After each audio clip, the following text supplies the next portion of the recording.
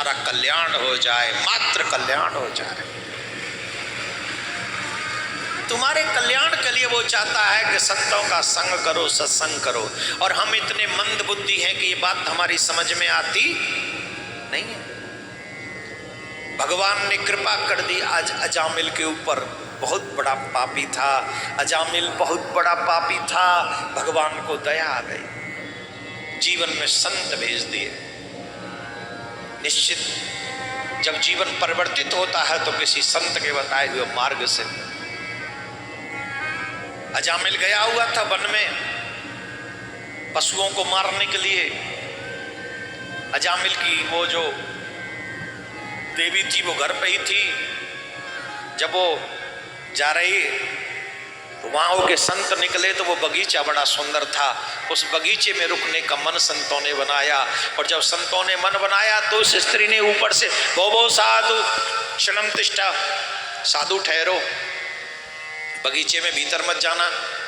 साधु बोले हम तुम्हारा बगीचा उठा के थोड़ी ले जा रहे हैं, हम तो थोड़ी देर इस बगीचे में विश्राम करेंगे। वो दौड़कर नीचे उतरी, दूर खड़ी हो गई, डिस्टेंस पे खड़ी हो गई। बोले मैं इसलिए मना नहीं कर रही है, बगीचा मेरा है, आप मुझे नहीं जानते मैं कौन हूं, आप मुझे नहीं जानते। अगर आप मुझे जान लेंगे तो आप इस बगीचे में नहीं ठहरेंगे। कौन हो तुम? तो उसने कहा लोग मुझे उल्टा कहते हैं, गणिका कहते हैं, वैश्या कहते हैं। मुझे इस बात का दुख नहीं है कि लोग मेरे बारे में क्या कहते हैं, परंतु आप अगर इस बगीचे में रुक गए तो लोग आपके बारे में क्या क्या कहेंगे वो सुनकर, वो सोचकर भी मेरी रूह कांप जाती है। इसलिए हे स्वामी आप आगे पधारो। अच्छा एक बात बताओ, एक दो जगह हमने प्रश्न ये रखा, ये हमारा पर्सनल प्रश्न है, किसी और का नहीं। कथा अच्छे लोगों के लिए है कि बुरे लोगों के लिए? सत्संग अच्छे लोगों के लिए है कि बुरे लोगों के लिए? जोर से बोलो। हैं? किसके? एग्जैक्टली, सत्संग बुरे लोगों के लिए है। फिर मतलब अच्छे लोग सत्संग में ना आए महाराज? नहीं, उनको तो आना ही चाहिए। किस लिए? अपनी अच्छाई कॉन्टिन्यूस करने के लिए, हमारी अच्छाई लगातार बनी रहे, इसके लिए उन्हें सत्संग में आते रहना चाहिए। लेकिन जो बुरे हैं उन्हें सत्संग में जरूर आना चाहिए, जिससे वो बुराई का वध कर सके और अच्छाई का जन्म करा सके अपने जीवन में। इसलिए उन्हें सत्संग में अवश्य आना चाहिए। समझ रहे? बुरे लोग, अच्छे लोगों को सत्संग छोड़ना नहीं चाहिए। तुम सत्संग में हो इसीलिए तो तुम अच्छे हो। अच्छाई की वो सारी बातें तुम्हें मिली हुई हैं। किस लिए? क्योंकि सत्संग तुम्हारे भाग्य में है। लेकिन बुरे लोगों को सत्संग जरूरी है।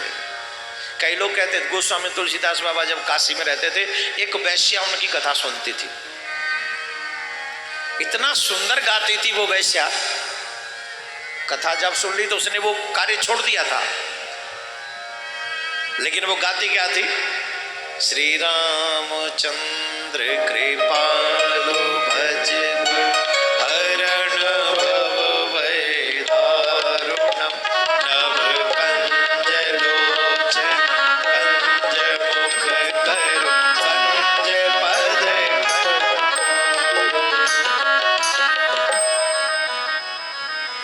इतना सुंदर गाती थी कि तुलसीदास बाबा एक दिन उसके घर तक पहुंच गए थे वो सुन के। तो मुझे लगता है कथा सत्संग बुरे लोगों के लिए, अच्छे लोगों की अच्छाई बनी रहे इसलिए है। अजामिल के द्वार पर, बगीचे पर वो संत पहुंचे। उन्होंने कहा कि देवी ने कहा कि आप मुझे जानते नहीं, मैं कौन हूं, और मुझे लोग वैश्या कहते हैं। तो संत कहते हैं बेटी, जमाना किसी से क्या कहता है उससे हमें क्या मतलब।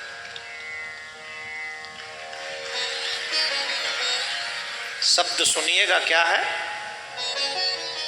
बेटी। क्या है? जोर से बोलो। सगा बाप न कहे कभी बेटी ऐसी स्त्री को। सगा बाप नहीं कही, लेकिन संत कह रहे हैं बेटी। इसीलिए तो कहते हैं संत न होते जगत में तो जर मर तो संसार। आप बताइए, आप कहेंगे कि ऐसी किसी बच्ची को बेटी कह पाएंगे? रखिए ना अपने दिल पे हाथ। आज उन संतों का हम उपहास उड़ाते, मजाक उड़ाते, दिल पे हाथ रख के बताओ क्या कह पाएंगे हम? कभी नहीं, मुंह से नहीं निकलेगा, हृदय फट जाएगा, सोचते ही फट जाएगा। लेकिन संत कहते हैं बेटी ये जगत किसी से क्या कहता है, हमें कोई मतलब नहीं है। अरे हम तो तुम्हारे यहाँ थोड़ी देर बगीचे में रुकेंगे और चले जाएंगे। महाराज आंखों से झरझर आंसू बहने लगे, गंगा जमुना बह निकली उस देवी के नेत्रों से। कहने लगे आज मेरे जन्म जन्म के पाप समाप्त हो गए, क्योंकि आज आप संतों का दर्शन हो गया। महाराज मेरा उद्धार हो गया। आप विराजो, आप विराजो महाराज, विराजो। स्वामी आप विराजो, भीतर लेके गए, बैठाला, आप विराजो। प्रिय दौड़ी दौड़ी गई। संत के पास कभी अमंगल वेश में नहीं जाना चाहिए, स्त्री हो या पुरुष। ध्यान से सुने। आजकल हम बिना सोचे समझे भगवान के यहाँ चले जाते हैं, बिना सोचे समझे हम संतों के यहाँ चले जाते हैं। सबसे ज्यादा ध्यान रखना चाहिए भाइयों को भी बहनों को भी ड्रेस कोड पे। आप अगर भगवान के यहाँ जा रहे हो, आप अगर संतों के यहाँ जा रहे हो, तो आपके वस्त्र अच्छे होने चाहिए, आपका वाणी अच्छी होनी चाहिए, आपका वचन अच्छा होना चाहिए, आपका दर्शन अच्छा होना चाहिए। इन्हीं नजरों से हम बुरी तरीके से देख सकते हैं और इन्हीं नजरों से हम किसी को प्रेम से देख सकते हैं, श्रद्धा से देख सकते हैं, विश्वास से, अपनेपन के। और जब भी संत अथवा भगवान के पास जाओ तो आपके नेत्र बोले, वाणी कम बोले, चाहे नेत्र बोले, आपके नेत्र प्रार्थना करें अपने स्वामी से, भगवान से, संत से, गुरु से। और शायद आपके नेत्र उतना कह सकते जितना आपकी वाणी कभी नहीं कह सकती, कभी नहीं। इस संसार में चाहे तुम्हारी नेत्रों की भाषा कोई न समझे, लेकिन गुरु और गोविंद दोनों समझते, दोनों। मीठा बोलो, जितना बोलो कम बोलो, मीठा बोलो। अब ये देख रही थी कि आ रहा होगा, समय हो गया है और ये कैसे नित्य आता है वो मुझे पता ही है। तो दौड़ी दौड़ी गई, एक बाल्टी में जल भर के ले गई, दूसरे हाथ में वस्त्र लेकर गई, वस्त्र लेकर पहुंची और देखा आज उसने मृग को मारा है। मृग चर्म कंधे पे पड़ी हुई है, सारा बदन रक्त से लथपथ है। भोगी आदमी भोग भोगने के लिए किसी भी हद तक जा सकता है, ये याद रखना। जो व्यक्ति वासनाओं की जंजीरों में जकड़ा हुआ है वो भोग भोगने के लिए किसी भी हद तक जा सकता है। इसलिए सावधान हमको रहना चाहिए। अब बताओ बेचारे मृग का क्या कसूर है? मृग को क्यों मारा जानते हो?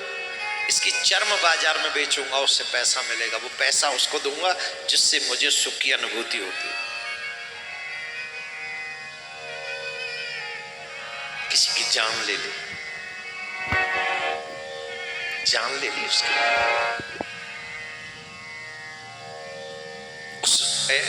उसकी स्त्री ने कहा छोड़ दो, छोड़ दो इसे, फेंक दो, फेंक दो, मुझे नहीं चाहिए, सब फेंक दो। वो उसको थोड़ा, उसका दिमाग भी खटका, सटक गया थोड़ा। बोले कमाल करती, तू पैसे के पीछे पागल, मैं इसे बेचूंगा नहीं तो पैसा कहां से लाऊंगा, पैसा नहीं लाऊंगा तुझे कहां से दूंगा। बोले आज के बाद मुझे तुमसे पैसा नहीं चाहिए, बस डिसाइड कर ले, पैसा नहीं चाहिए। क्यों? बोले मुझे ऐसा धन मिल गया है, उस धन के बाद अब इस मिटने वाले धन की जरूरत नहीं। अब तो महाराज अजामिल की भ्रकुटी चढ़ गई, किससे मिल ली तू? देख लियो, छोड़ूंगा नहीं उसे, मार डालूंगा अगर मुझे छोड़कर कहीं गई तो। बोले जिस धन के बारे में तू सोच रहा है, मैंने उस धन की इच्छा अब छोड़ दी। तो कैसा धन मिल गया तुझे? राम रतन धन पायो, ऐसा धन चोर न लूटे,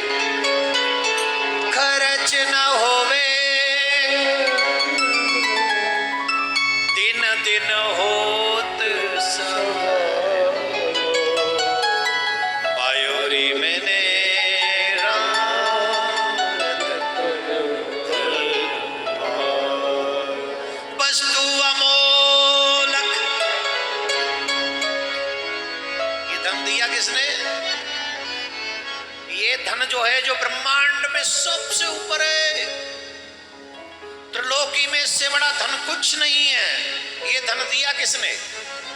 जोर से बोलो, किसने दिया? वस्तु अमोलक दई मेरे सदगुरु,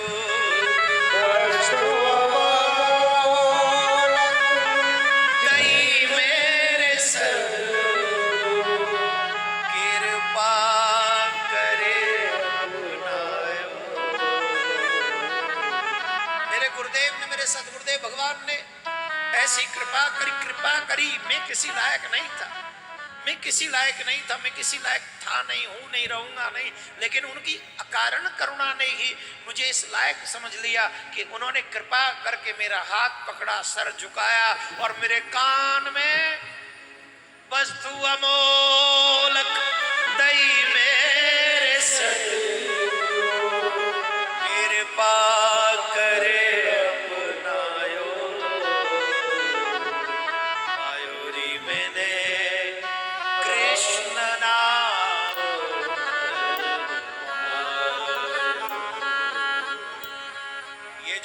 गुरु ने दिया है नाम का धन। इस धन की कोई कीमत नहीं लगा सकता ब्रह्मांड में, कोई नहीं, कोई नहीं। ऐसी कृपा किसने की? बोले सदगुरुदेव भगवान ने। अरे तेरी क्या भाषा है, मेरी समझ में नहीं रही, तू कहना क्या चाहती है? बोले मेरी भाषा तेरी समझ में नहीं आएगी। और सच बताएं, सत्संगियों की भाषा पापियों की समझ में नहीं आती। ये सही है कि गलत है? जो सत्संगी होते हैं उनकी भाषा पापी समझते हैं क्या? अरे तुम अपना 3-4 घंटा क्यों खराब करते हो भाई? क्या कहते हैं वो, रोज नित्य चले जाते हो, 4 घंटे खराब करते हो, पागल हो गए हो क्या? और अब तो हमने सुना है कानपुर वाले ज्यादा ही पागल हो गए। क्यों? पानी में बैठकर कथा सुनते हो तुम लोग। तुम पागल नहीं तो क्या हो? टैग लगा के घुमा करो कानपुर के लोग, अभी जो है, जो यहाँ पंडाल में बैठे हम सब पागल है, टैग लगाओ माथे पे। लेकिन हमारे पागलपन की हद वो नहीं जानते, क्योंकि हम तो यहाँ थोड़े से पानी में बैठे हैं। पता तो उन्हें तब चलेगा जब बैतरणी गहरी होगी और उसमें उनको डूबना पड़ेगा। ये थोड़े से जल का स्पर्श मुझे बैतरणी से बचा सकता है, क्योंकि यहाँ भगवती गंगा के तट पर भागवती गंगा बह रही है।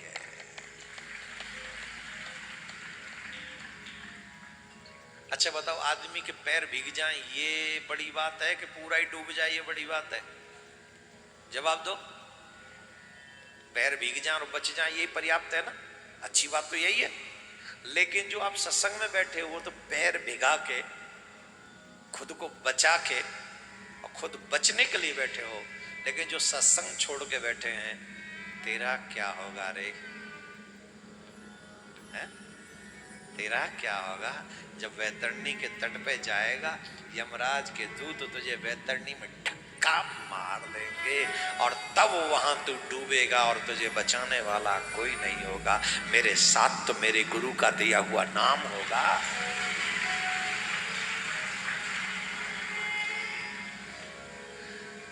लेके गई, चलो स्नान करो, वस्त्र बदलो, चलो।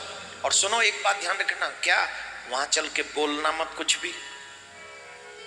बोलू नहीं, क्यों बोलना मत? पर क्यों? बोले मैं जानती हूं तुम अच्छा नहीं बोल पाओगे। अब कई लोगों को बड़ा गर्व होता है, मैं बहुत कड़वा बोलता हूं महाराज, तो मत बोलना। जब तुझे पता ही है, एक्सपीरियंस है कि तू कड़वा बोलता है, तो मत बोल। क्यों? वेद कहते हैं सत्यम ब्रुवात प्रियम ब्रुवात, सत्य बोलो पर प्रिय बोलो।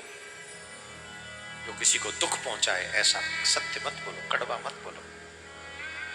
ठीक है, तो बोलना मत। बोल नहीं बोलेंगे, चलो। और एक और काम करना, चल के प्रणाम करना। अरे अब तुम किस लाइन में लगा रहे? बोल चलो ना। कई पुरुष, एक शब्द है जोरू के गुलाम। किसके गुलाम? किसी ने लिखा है, वो हमारा शब्द नहीं, हम नहीं कह रहे उसको।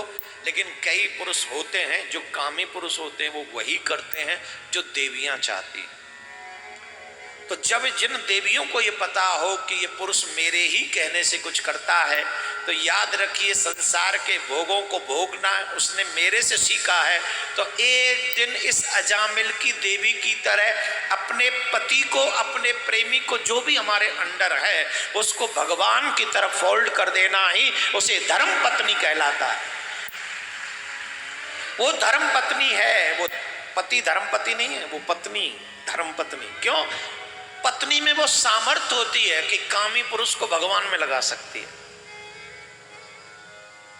कामी पुरुष क्या करता है? बोले जो देवी कहे।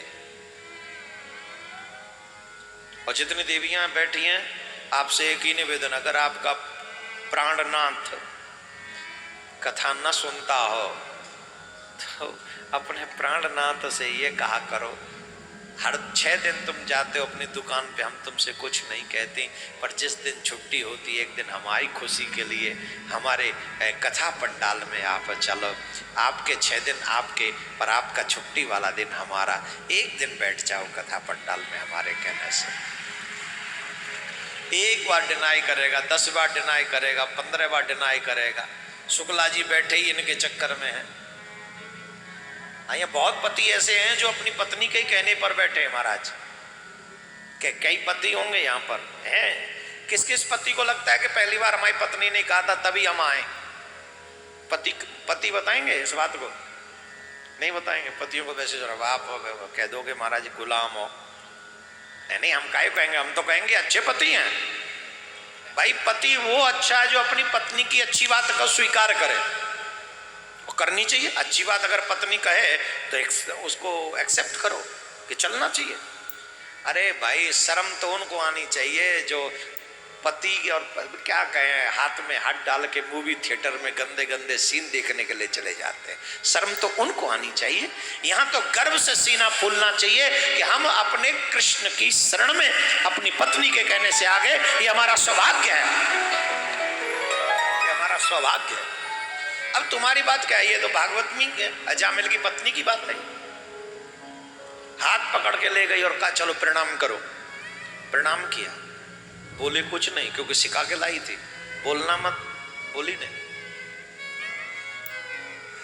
संत जाने लगे। संतों ने कहा देखो भाई, संत किसी के यहाँ जाते हैं तो दक्षिणा लेकर जाते हैं, दक्षिणा नहीं दोगे? महाराज देवी बोली ये बोल नहीं रहा है, यही दक्षिणा बहुत है महाराज, अब मुझे बताओ मैं क्या सेवा करूं? बोले नहीं नहीं, हमें दक्षिणा में धन नहीं चाहिए, तो दक्षिणा में हमें तुम्हारा कल्याण चाहिए। अब अगर कोई भी संतान तुम्हारे हो तो तुम उसका नाम भगवान के नाम के ऊपर रखना, उसका नाम नारायण रखना, ये दक्षिणा दे दो हमें। और कहा महाराज ऐसा ही करेंगे। अजामिल के यहाँ से संत चले गए। संयोग देखिए, भगवत कृपा देखिए। उसके बाद उनके यहाँ एक और पुत्र हुआ और उस पुत्र का नाम अजामिल ने नारायण रख दिया। और छोटा बेटा पिताजी को बहुत प्रिय होता है।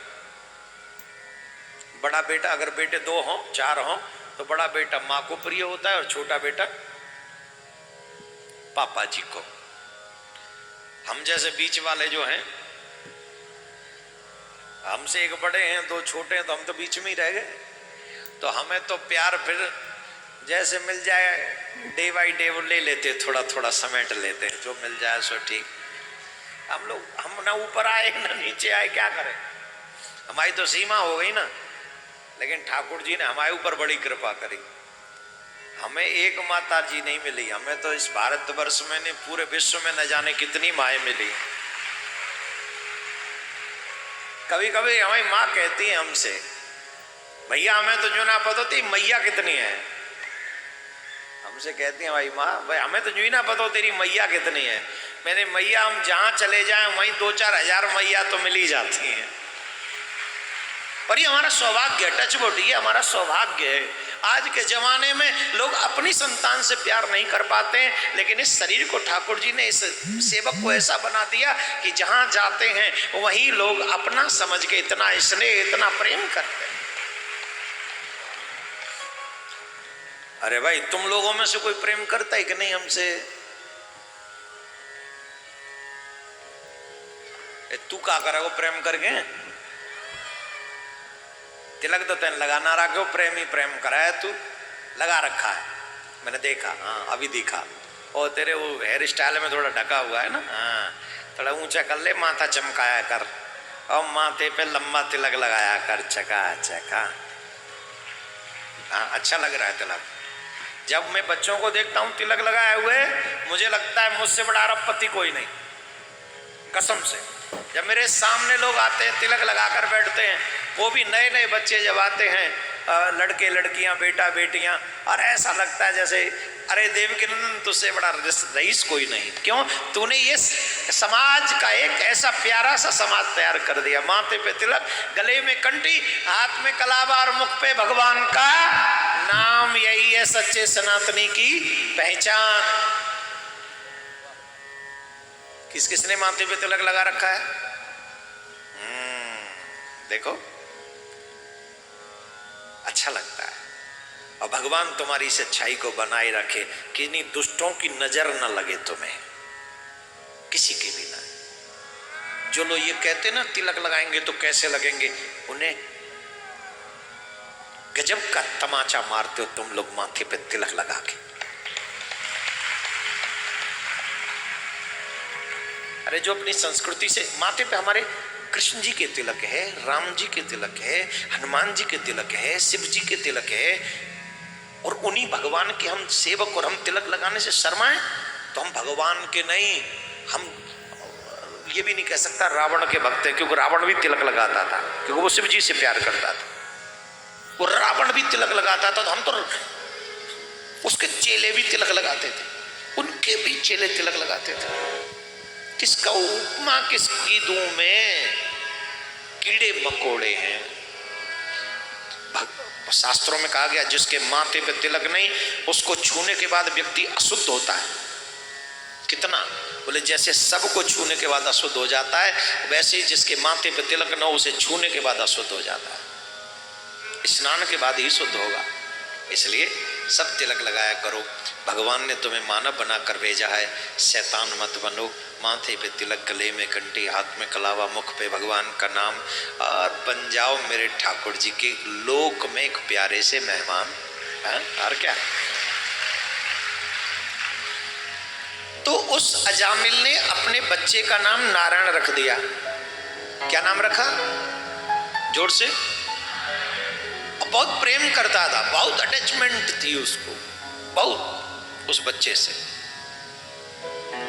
भोजन करने जाता, अरे नारायण आ जाओ आ जाओ, नारायण, अरे मेरे बच्चा बच्चा आ जा, भोजन करेंगे साथ, एक ही थाली में भोजन। जल पीने लगे, अरे बेटा नारायण तुमने कुछ पिया? कहीं चले, नारायण चल बाजार चलते, नारायण आ जा, नारायण चल। 24 सुलाता भी नारायण को अपने पास ही था। वैसे छोटे बच्चे जो होते हैं ना, बड़े प्यारे से भी होते हैं ना।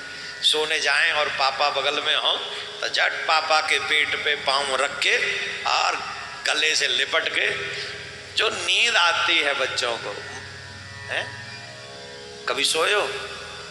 मैं सोया हूँ ऐसे अपने पापा के साथ, सच्ची में। अब वो तो नहीं बता सकता कहाँ सोया हूँ, पर तब झोंपड़ी थी हमारी छोटी सी, तो झोंपड़ी में अपने पापा के साथ ऐसे ही लिपट के, क्या नींद आती थी। और फिर बाप तो बाप ही होता है, सर्दी में 10 बार उड़ाता है, उगड़ ना जाए, ठंड लग जाएगी, उगड़ ना जाए। वैसे हम बचपन में बहुत सुंदर थे ना तब, इसलिए नहीं। तुम्हारी बचपन में बहुत बहुत ज्यादा ही मतलब ठीक थे, मतलब सुंदर थे। अब तो नहीं थे, थे ना हम सुंदर। हाँ, एक दिन दगरे में सो गए, दगरे में, और दगरे में सो गए। अब डर लगे कि इधर से सो में तो इधर से भी कोई आ सकता है, तो फिर इधर सो में, फिर इधर सो में। पापा कहते थे डरना क्यों, डर रहा है, मैं हूं तो सही। लेकिन जब बाप के पास हो, पिता के पास हो, तो संतान को सुरक्षा महसूस होती है। वैसे ही जब वो परम पिता हमारे साथ हो तो हर जगह यहाँ भी सुरक्षित और वहाँ भी सुरक्षित। तो ऐसे कभी बच्चे लेटते हैं ना, अच्छा लगता है। तो अजामिल ऐसे ही सुलाता था नारायण को अपने साथ, आजा आजा। संयोग से दिन ऐसे ही गुजरे, कुछ दिन निकल गए। एक दिन ऐसा हुआ कि अजामिल की मृत्यु करीब आ गई और जीवन भर अजामिल ने जो पाप किए थे वो सिनेमा की तरह उसके सामने घूमने लगे। जैसे फिल्म नहीं चलती, सीरियल नहीं चलते पर्दे पर, वैसे उसके सामने उसके सारे पाप। याद रखना, मरने से पहले जीव के सारे पाप उसकी आंखों के सामने आ जाते हैं। सुन रहे हो कि नहीं? नहीं, अभी नहीं समझ में आई।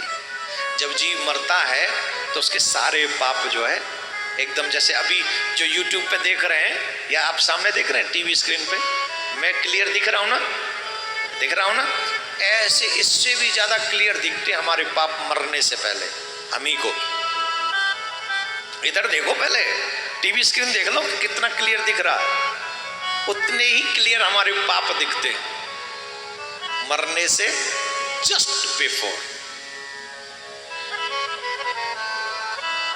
वो डर गया। मरने से पहले यमराज के दूतों का प्रत्यक्ष दर्शन होता है पापियों पर, क्योंकि वही कालपास लेके आते हैं और गले में फंदा लगाते हैं और गले में फंदा लगाकर उसे बाहर निकालते जीव को, बहुत खींचते हैं। अजामिल को जब यमराज के दूत दिखे, वो चीखा, वो चिल्लाया, मुझे बचाओ, मुझे बचाओ, मुझे बचाओ, बचाओ, बचाओ कर। लेकिन उसकी आवाज सुनने वाला कोई नहीं हो। तो उसने आवाज लगाई, नारायण, नारायण को बचाओ, नारायण बचा, नारायण बेटा, नारायण बेटा, नारायण बेटा। बुला किसको रहा है? किसको बुला रहा है? नारायण बचा, नारायण बचा, नारायण बचा। यमराज के दूत खींच रहे थे प्राण, उसके मुख से निकला नारायण बचाओ, तो नारायण के दूत नारायण का लोक छोड़कर भागे और धर्मराज के दूत के सामने आकर खड़े हो गए, यमराज के दूतों के सामने, और कहा इसको छोड़ दो। यमराज के दूत बोले, महानुभाव आप कैसे? ये तो आप जानते हैं कि ये बहुत बड़ा पापी है, तो ये पापी है तो हमारे यहाँ जाएगा, आप कैसे पधारे? बोले हाँ, हम ये जानते हैं कि ये पापी है, पर तुम ये नहीं जानते कि इसने अभी अभी नारायण का नाम पुकारा। बोले महाराज आप शायद जानते नहीं हैं कि इसके बेटे का नाम नारायण है। ये भगवान को नहीं बुला रहा, अपने नारायण, अपने बेटे को बुला रहा है। बोले चाहे इसके बेटे का नाम नारायण है, पर पूरे ब्रह्मांड में नारायण तो एक ही है। जन्म जन्म मुनि जतन कराई, अंतराम कहिया। लोग यही प्रयास करते हैं कि मरने से पूर्व हमारे मुख से भगवान का नाम निकल जाए, अंतिम शब्द हो भगवान का नाम। और जिसका मरने से पहले अंतिम शब्द भगवान का नाम होता है, वो दोबारा जन्म नहीं लेता पृथ्वी पर। ध्यान से सुनिए, गरुड़ पुराण में स्पष्ट उल्लेख है कि मरने वाले व्यक्ति जब दिखे ना कि मरने वाले हैं, उसके आगे कभी रोना नहीं चाहिए। वहां स्पष्ट गरुड़ पुराण में उल्लेख है, उनके सामने रोना नहीं चाहिए, उनके साथ वहां रोना नहीं चाहिए, तो वहां बैठकर जोर जोर से भगवान का नाम बोलना चाहिए। जब कोई लगे कि वयोवृद्ध आदमी है, जा रहे हैं, जैसे कोई कईयों की एज हो जाती है और निश्चित कुछ समय पहले पता चल जाता है कि अब ये जाने, दो चीज जरूर करना मेरे कहने से। एक तो बेड पे मत मरने देना उन्हें, ध्यान रखो प्लीज, नोट कर लो। ये दो चीजें हैं तो कई चीजें, पर दो चीज तो नोट कर ही लो। जब लगे कि ये जाने वाले हैं तो तुरंत गंगा जल छिड़क कर, गोबर तो मिलेगा नहीं गाय का, गंगा जल छिड़क कर उन्हें जमीन पे लिटा देना चाहिए। और फिर रोना बिल्कुल भी नहीं चाहिए। तुम किसी यात्रा पे जाओ और अगर कोई रोए तो तुम्हें अच्छा लगेगा? नहीं ना। ऐसे ये एक बहुत बड़ी यात्रा पे जा रहे हैं, इसलिए रोना नहीं चाहिए, जा तो ठाकुर के ही पास रहे। तो इनकी यात्रा मंगलमय हो, ये भाव रखकर क्या करना चाहिए? जोर जोर से भगवान का नाम लेना चाहिए और उनसे कहना चाहिए आप भगवान का नाम लो, कुछ मत सोचो, कुछ मत बोलो, सोचना ही नहीं है कुछ भी, कुछ मत सोचो।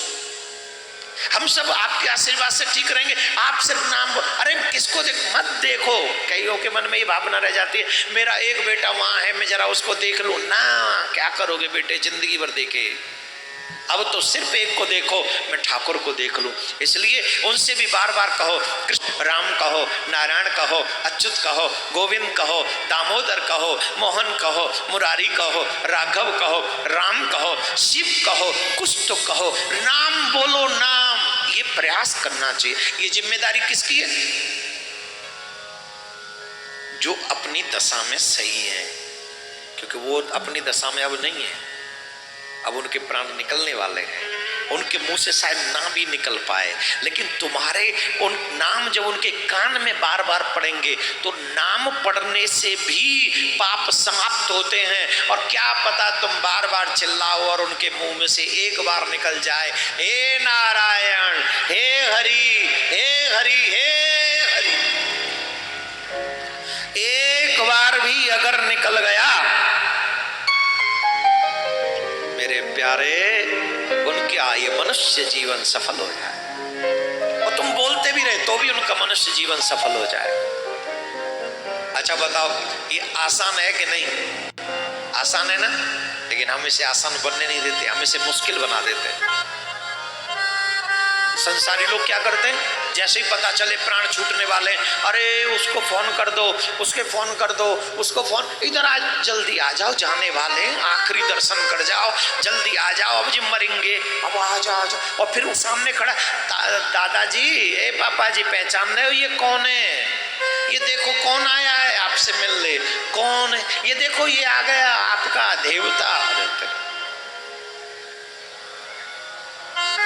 ये काम है, जिंदगी भर नहीं देखे थे इन्होंने ये। और अगर नहीं देख के जाएंगे तो ये परेशान हो जाएंगे। क्या बात करते हैं? यहां विवेक का इस्तेमाल करो। ये बात मैं इसलिए स्पेशल बोल रहा हूं कि आप अपने विवेक का इस्तेमाल करें। जिन्होंने पूरा जीवन हमको दिया है उनकी अंतिम यात्रा मंगलमय होनी चाहिए। आप उनका अंतिम समय और अंतिम यात्रा सुधार सकते हैं। कब? जब आप अपने विवेक का इस्तेमाल करें तब।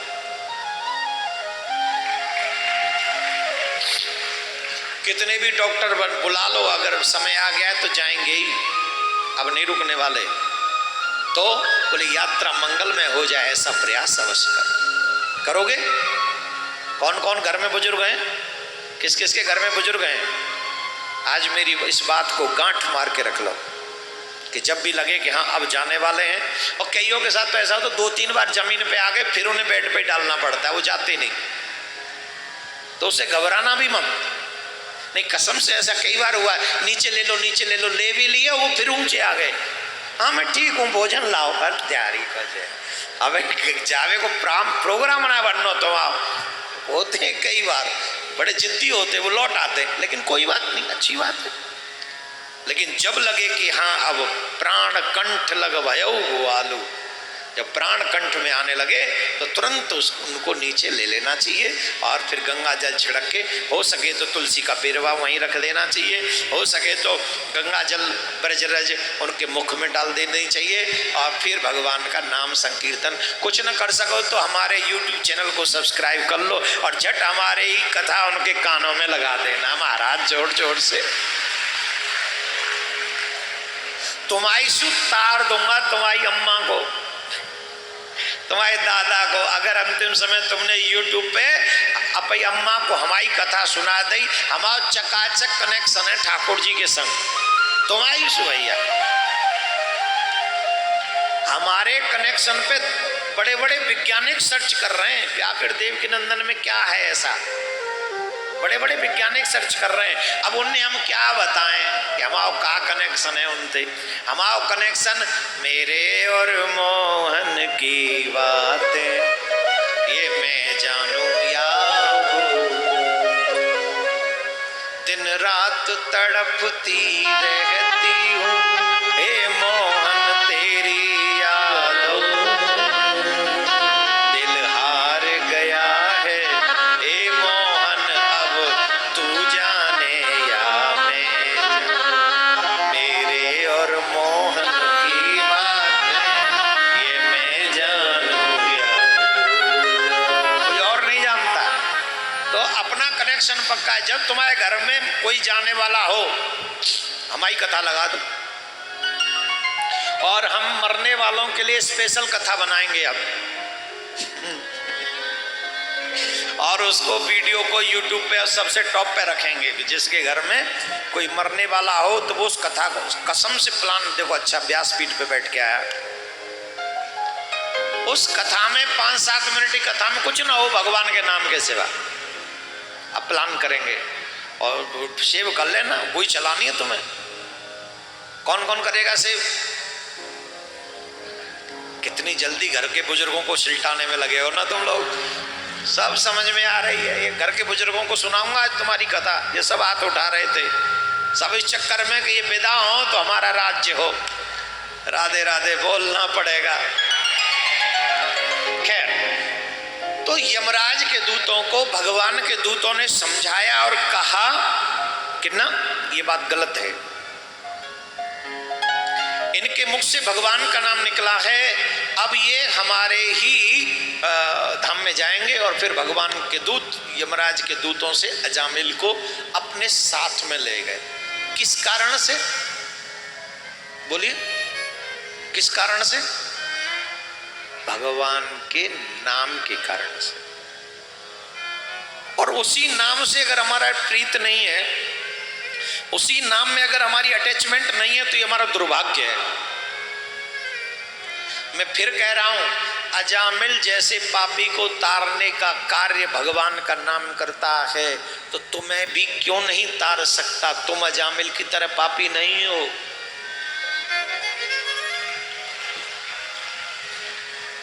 हाँ, अब एक पाप जरूर कर रहे हो आप, धीरे बजा रहे हो।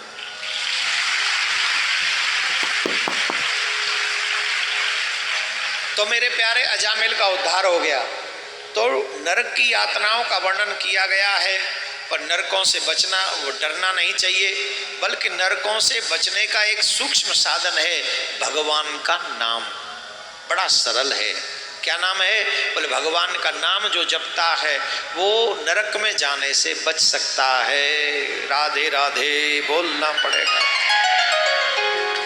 इसके बाद में और भी बहुत सुंदर प्रसंग आते हैं, जहां भगवान की अन्य अनेक कथाएं। कल आपने सभी ने वामन भगवान का दर्शन किया था, परंतु वामन भगवान की कथा नहीं सुनी थी। तो आप लोग सभी भगवान वामन की भी कथा श्रवण करें, ध्यान पूर्वक श्रवण करें। राजा बलि ने जब अपने बल से त्रिलोकी को जीत लिया, तो स्वर्ग के देवता भी वो बन गए। स्वर्ग छीन लिया उन्होंने और स्वर्ग के राजा बन गए राजा बलि। देवता दुखी हुए, देवता परेशान हुए। देवताओं ने भगवान से प्रार्थना की। तब भगवान देवताओं का हित करने के लिए, देवताओं को सुख पहुंचाने के लिए, तब मेरे प्रभु ने वामन रूप धारण किया। बोलो वामन भगवान की जय, बोलो वामन भगवान की जय, बोलो वामन भगवान की जय। तो उस समय वामन रूप धारण करके राजा बलि के द्वार पर गए। राजा बलि ने बड़े सुंदर तरीके से उनका स्वागत किया, सत्कार किया और कहा, भगवान, हे ब्राह्मण देवता, आप मांगो, आपको क्या चाहिए? वामन भगवान बोले, हमें अधिक कुछ नहीं चाहिए, मात्र 3 पग भूमि चाहिए, मात्र 3 पग भूमि। बोले महाराज, आप मुझसे मांग रहे हो, आप मेरे से मांग रहे हो, ज्यादा मांग लो। बोले नहीं, मुझे ज्यादा नहीं चाहिए, मात्र 3 पग भूमि चाहिए। देखिए, गरुड़ पुराण में भूमि दान का बहुत बड़ा महात्म्य है, बहुत बहुत बड़ा महात्म्य है भूमि दान का, बहुत बड़ा। गौदान करने के विषय में बताया गया है, जीव गौदान करे तो गौदान के लिए भूमि दान भी उसको करना चाहिए। कितना बड़ा भूमि दान, जिसमें अपने बछड़े के साथ गाय गौ माता आराम से बैठ सके, रह सके, इतनी भूमि दान करना चाहिए। फिर गौ जीवन भर भोजन कर सके इतना धन दान करना चाहिए सही मायने में। और जिसको आप गौ दान दे रहे हो वो आगे गौ को बेच न दे, ये ध्यान में रखना चाहिए। जो ऐसा ध्यान रखते हैं उन्हीं को गौ दान का पूर्ण फल मिलता है। और वो जो है वहां गौ बैतरणी तार देती है गौ माता। जो जीव गौ की सेवा करता है 33 करोड़ देवी देवता अपने आप प्रसन्न हो जाते हैं उसके ऊपर। और अभी तो कल से कार्तिक मास भी शुरू हो रहा है। आज देव दीपावली है, आज समझ रहे हैं, पूर्णिमा है, वो भी शरद पूर्णिमा है, 12 महीनों की सबसे बड़ी पूर्णिमा है। और फिर कल से कार्तिक मास प्रारंभ हो रहा है। और कार्तिक मास में कौन कौन सुबह 4 बजे उठेगा? कार्तिक मास की एक विशेषता है, सूर्य उदय से पहले स्नान कर लेना चाहिए जीव को। और अगर गंगा, आप लोग तो कानपुर वाले हैं, सब लोग गंगा स्नान करेंगे? ओ माय गॉड, ऐसे मत कहो महाराज जी, महाराज जी ऐसे मत कहो। अच्छा कौन कौन, हम सबसे नहीं करें, कौन कौन गंगा जी स्नान करने जाएगा कार्तिक मास में? पूरे में, पूरे वाले उठाओ, ऐसे नहीं, कोई नहीं है। गंगा मैया, ओ गंगा मैया जी, ये कानपुर वाले, जिनते कानपुर वाले कह रही हो मैया, ये देखियो ये कोना मिल लो यहाँ तो पूरे पंडाल में नित्य नहाए वारो। अरे मैया गजब कर दो, अरे राम राम राम राम। चलो कोई नहीं, जब जब जाओ कार्तिक मास में सूर्य उदय से पहले डुबकी लगाना, चाहे एक ही दिन जाओ, लेकिन हम कहेंगे कल चले जाओ और एक आखिरी वाले दिन जरूर चले जाना। 2 दिन गंगा स्नान कर लो, एक कल सुबह सूर्य उदय से पूर्व और एक आखिरी में पूर्णिमा वाले दिन स्नान से सूर्य उदय से पहले। लेकिन एक निवेदन है हमारा, आज्ञा है, जब भी गंगा स्नान करने जाओ तो एक डुबकी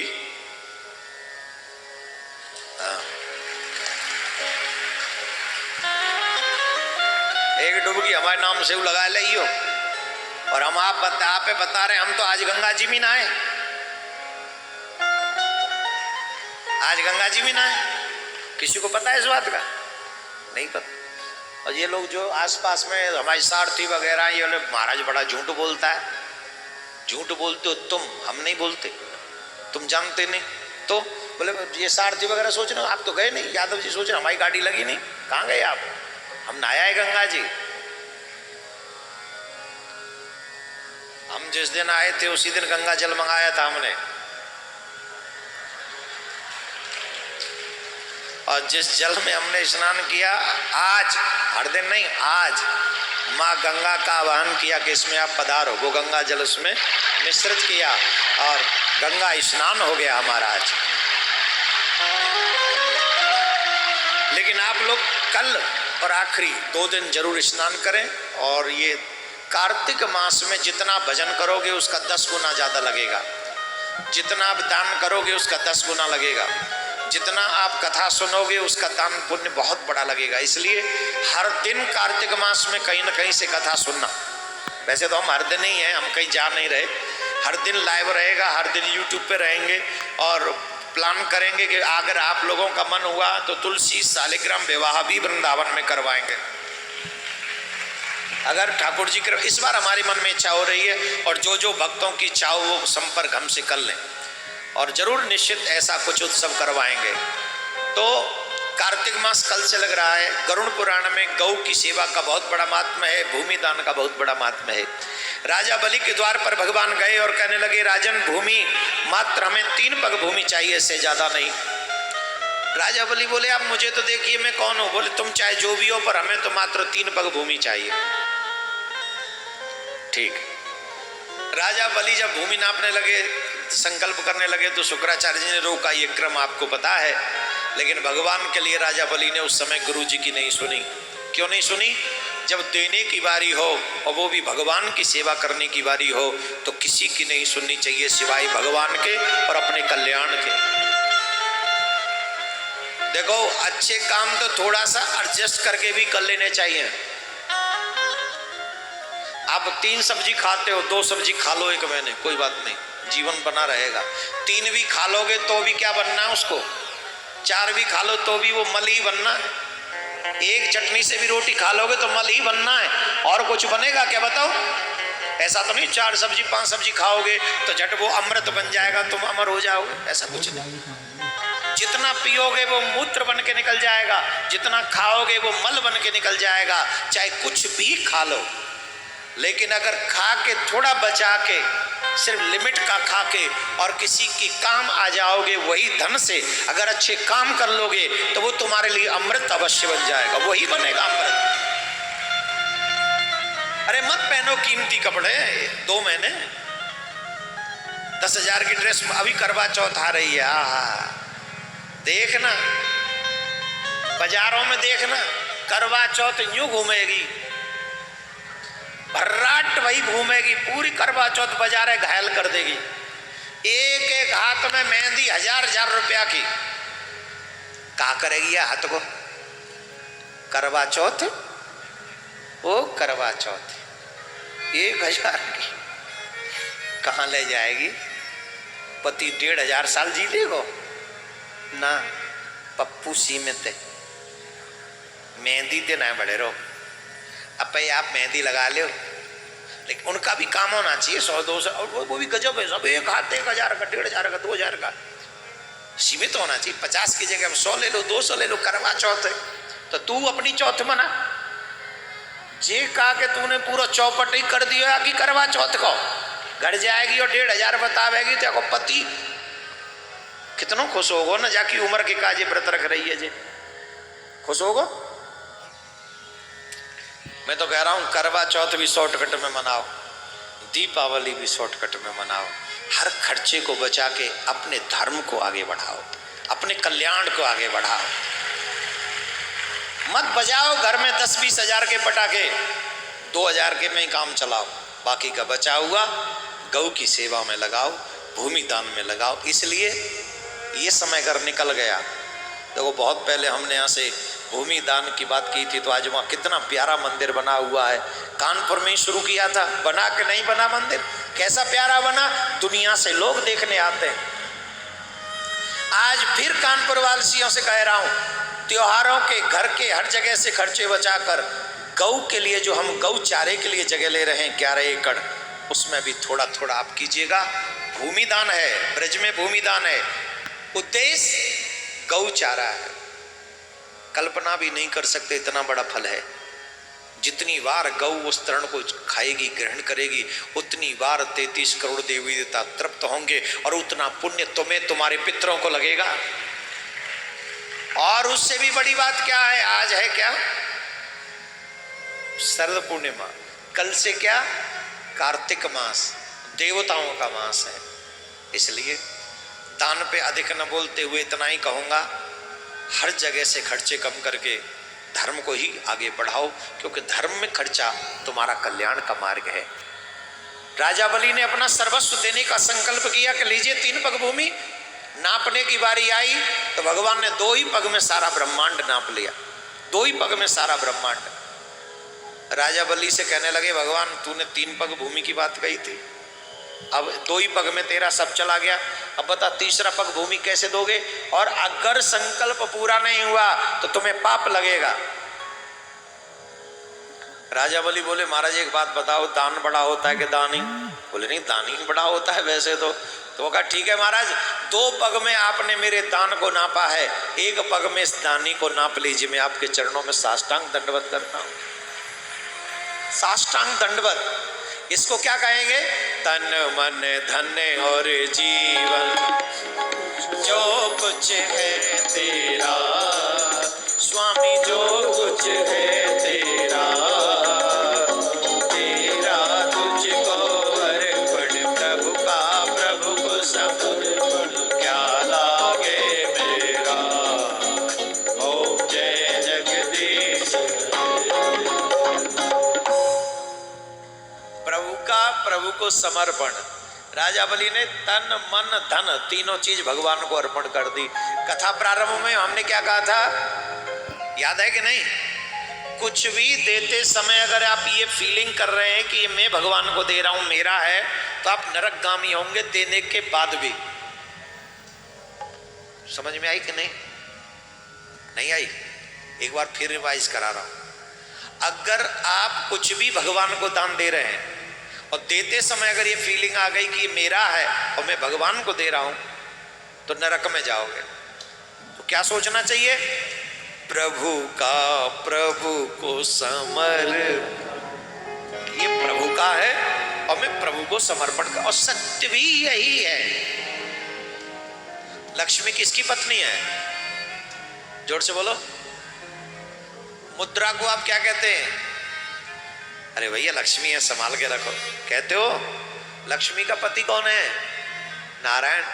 तो लक्ष्मी पति को समर्पण क्या लागे, और यही सत्य है। इसलिए इस भाव से प्रभु आपने मुझे बहुत दिया है, ये आप ही के बहुत में से थोड़ा सा है जो मैं आपके चरणों में समर्पित करता हूं। इसमें मेरा कुछ नहीं, सिर्फ बोलना नहीं है, ये भाव भी रखना है।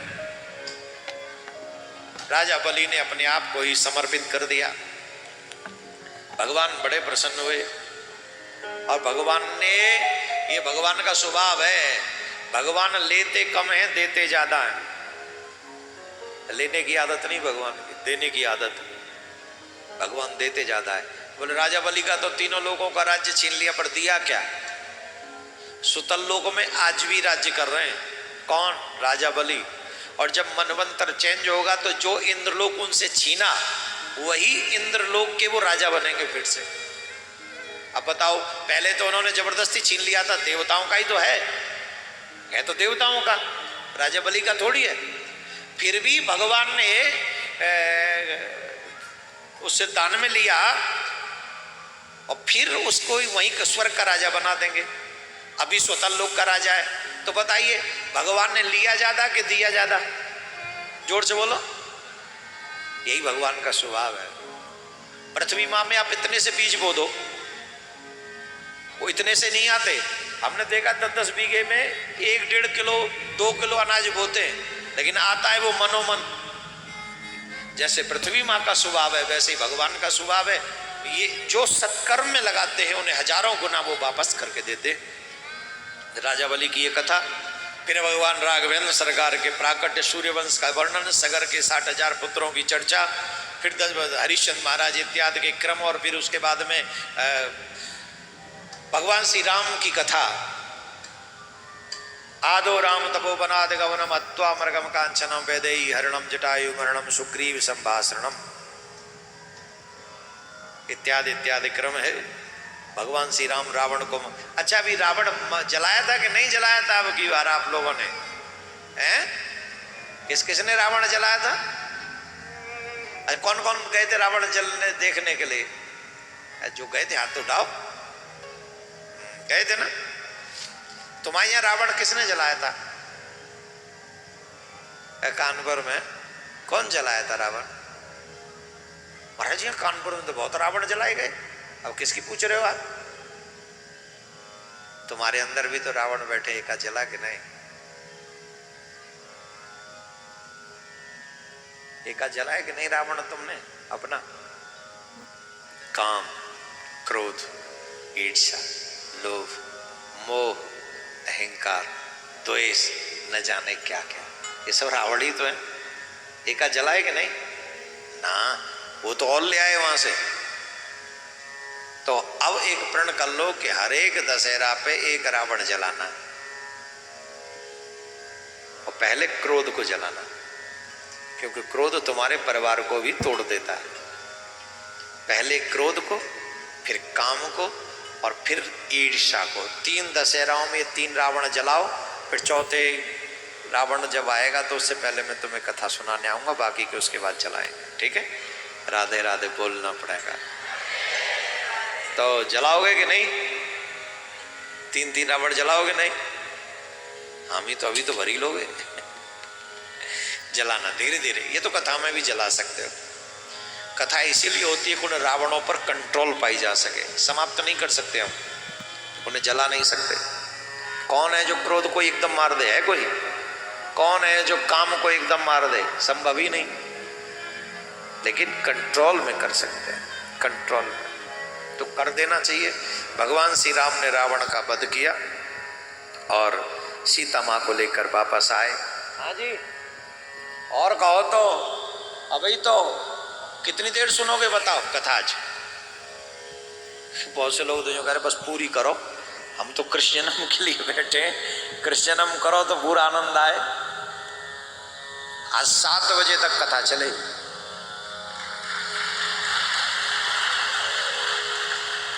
आप बैठो।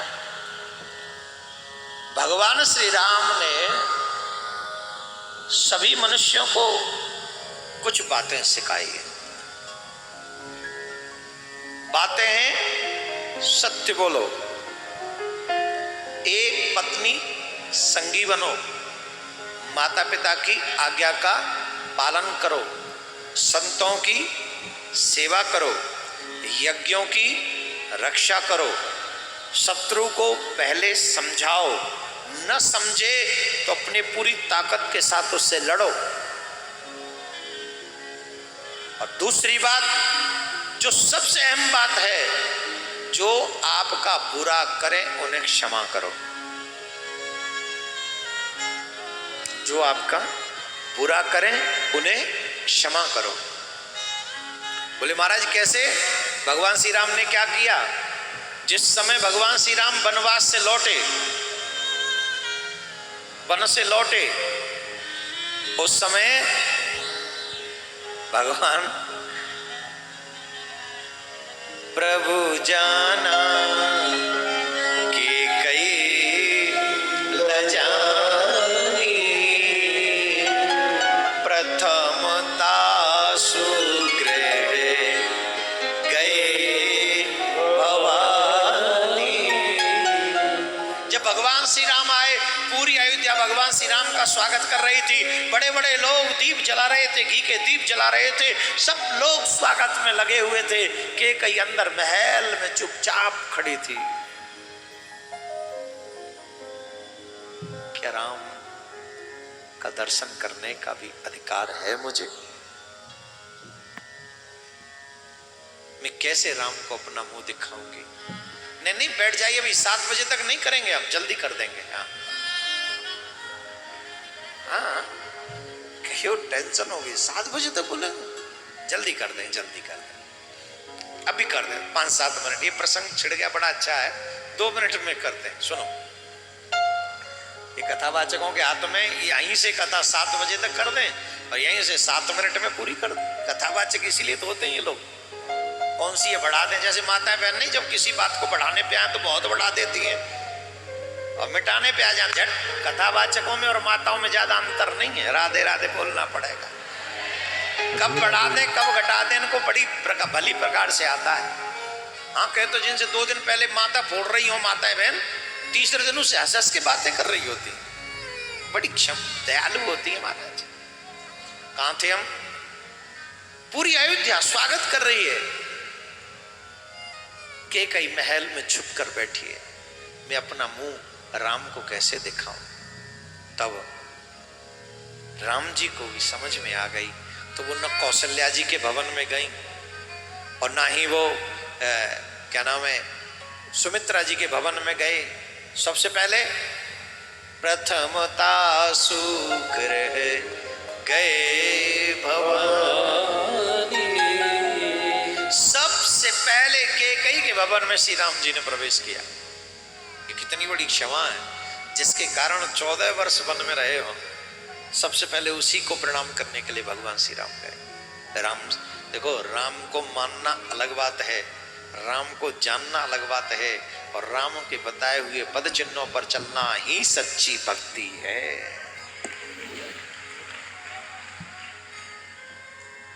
हम राम भक्त हैं तो राम के पद चिन्हों पर चलना चाहिए। चले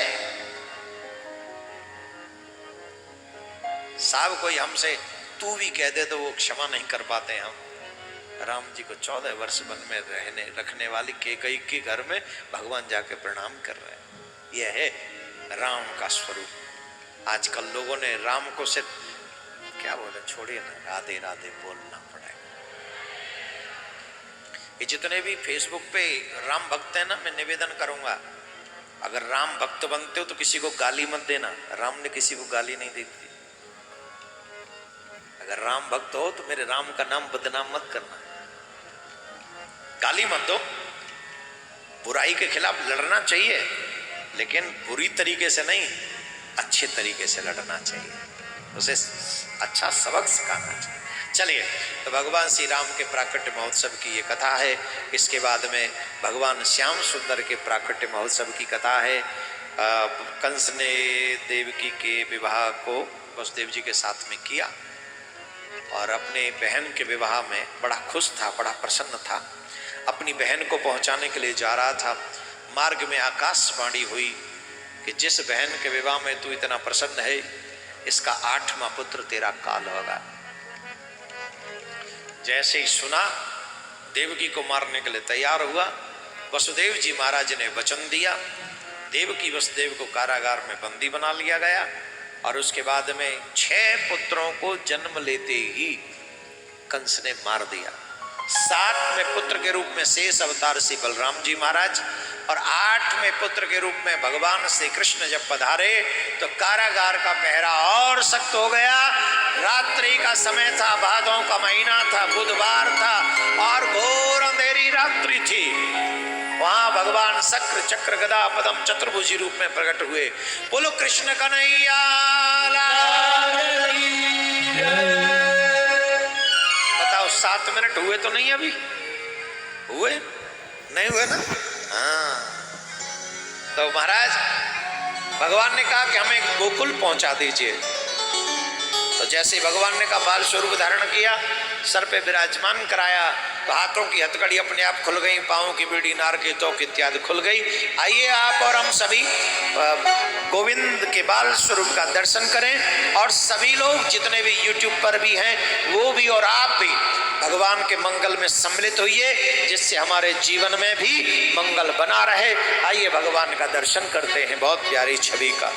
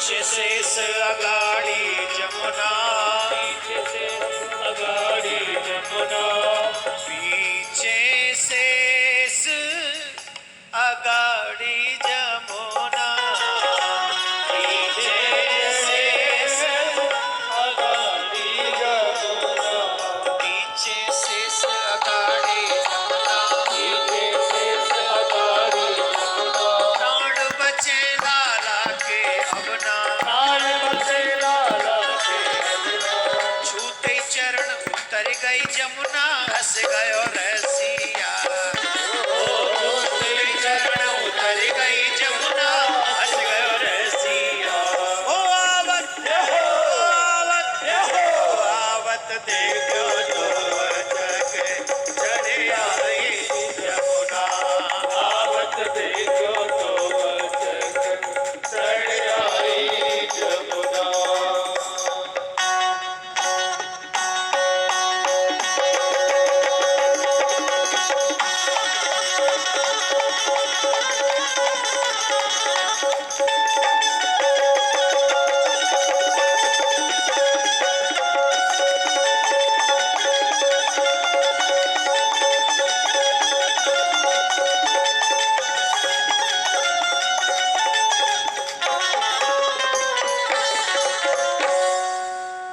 बोलो कन्हैया लाल की